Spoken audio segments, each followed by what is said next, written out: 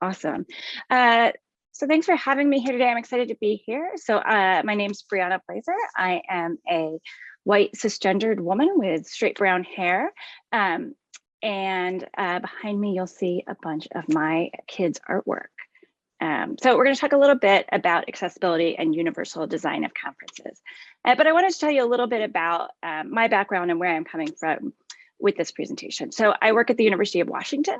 One of the programs that I manage is an NSF Broadening Participation in Computing Alliance called AccessComputing, which serves to increase the participation of people with disabilities in computing education and careers nationwide through direct interventions with students with disabilities, so mentoring, career development activities, research RUs,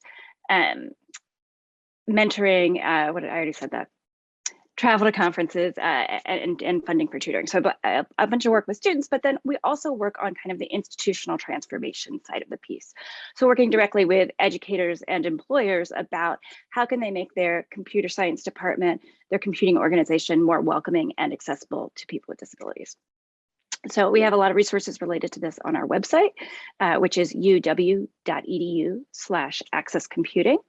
And as part of this role for the past 3 years, 2019 to 2021, I served as accessibility chair of the Tapia Celebration of Diversity in Computing. And so I spent a lot of time in the last 3 years thinking about accessibility of conferences, first in an in-person environment. And then both years we were hoping, the following years, 2020 and 2021, we were hoping for in-person conferences and ended up online, right? So making that pivot and thinking about how accessibility was different in those environments.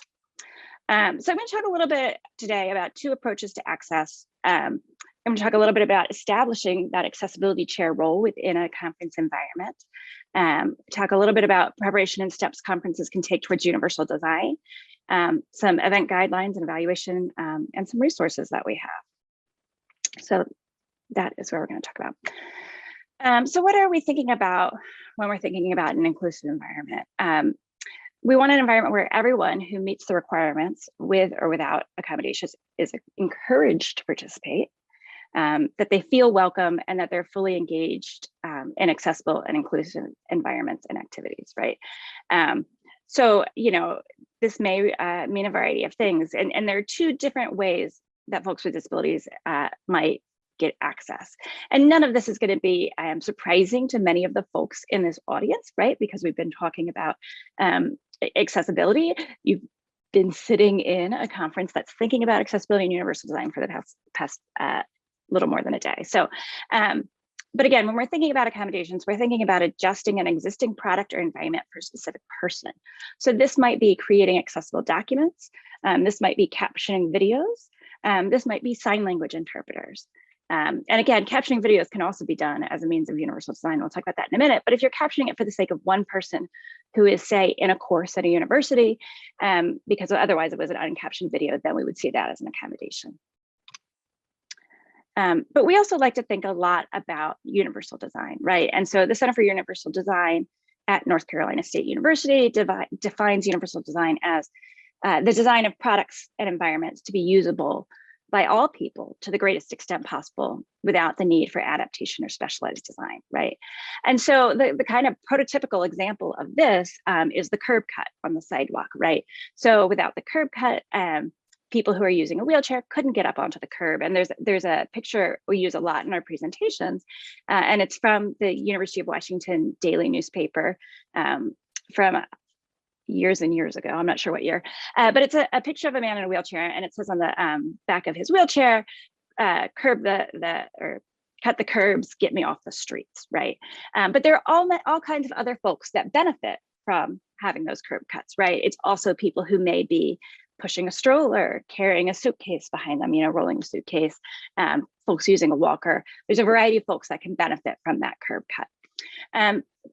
So what does this mean in the context of a conference? Because clearly we're not cutting the curbs, when we are organizing an event, it can mean a variety of things. And one example we give a lot at our events is of name tags, and thinking a little bit more proactively at name tags, again, in an in-person environment.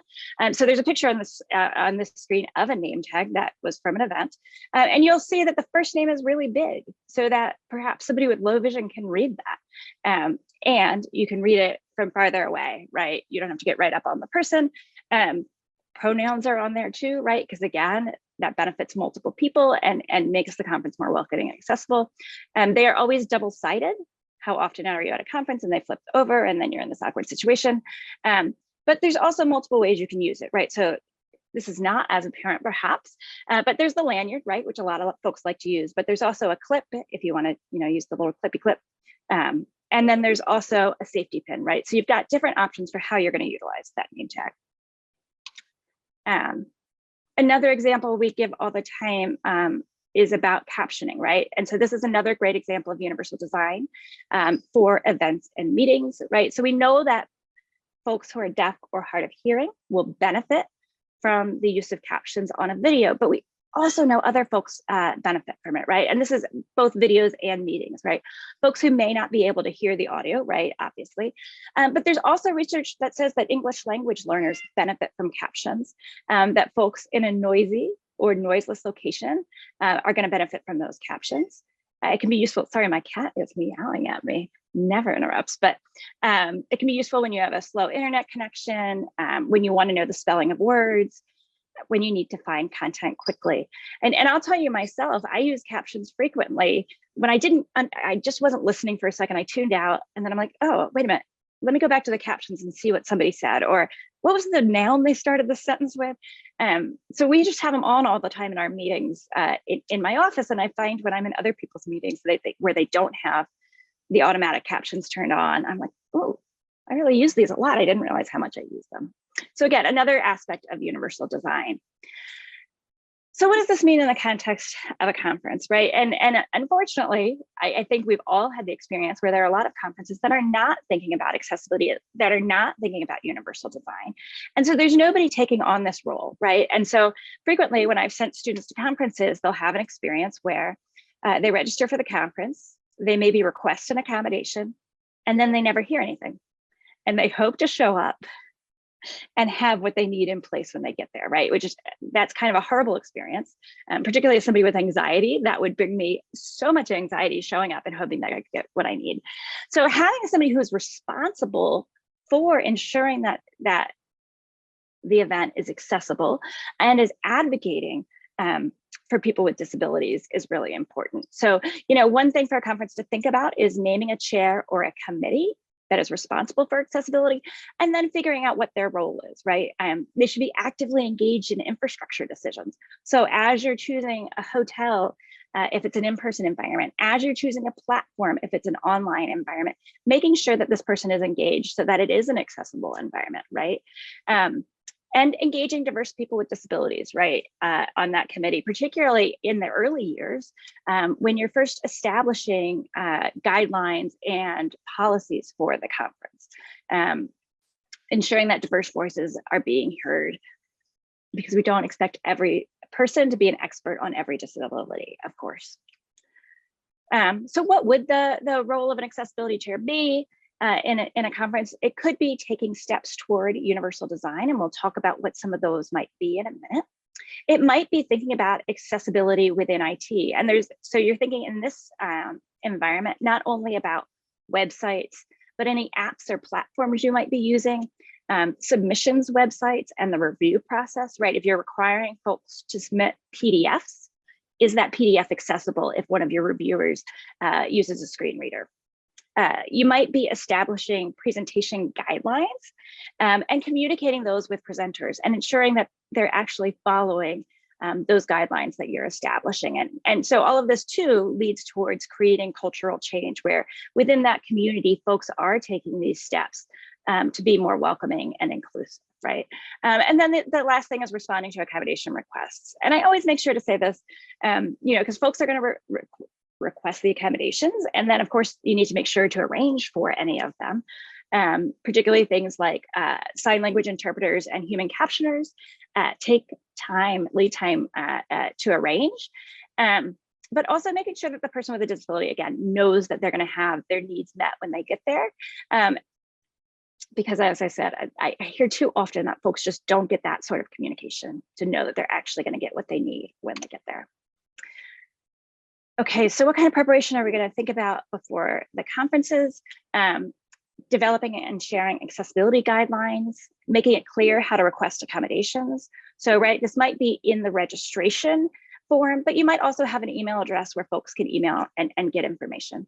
And then knowing how to respond to requests. So in the context of a conference, common accommodation requests that I have seen have been access to accessible versions of presentations, sign language and captioning, of course.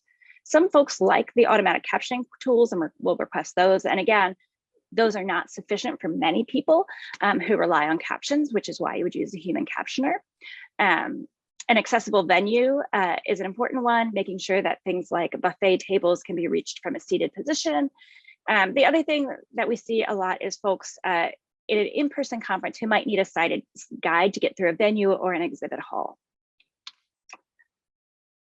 So what kind of steps can you take towards universal design within a conference environment? You can proactively collect and share presentations with attendees, right? So then they don't have to request access to those presentations that they need, just everybody has access to them, right? And that can benefit folks for a variety of reasons. Maybe you miss the 3 minutes of a presentation, maybe you wanna go to 2 presentations that are at the same time and you can access the slides. And of course, this is important as well if you have interpreters or captioners, because they can prepare if they have those presentations ahead of time. You can proactively caption sessions, and if you're doing it as universal design, you might use those automatic captioning tools while being mindful that they won't work well for people who have a speech disability or who might have an accent. Requiring the use of microphones and enforcing that for folks who are asking questions, for folks who are speaking, none of this, I speak loud enough, I don't need a microphone. And then allowing multiple ways to ask questions and engage, right? So I've really been interested in an online environment, how you have the chat going during an event and how folks utilize that for a different way of engaging with the presentation. But also I noticed how I might be more willing to engage and ask questions in a chat box than I am necessarily to raise my hands. And so thinking about how we proactively carry that forward as we return to more in-person events.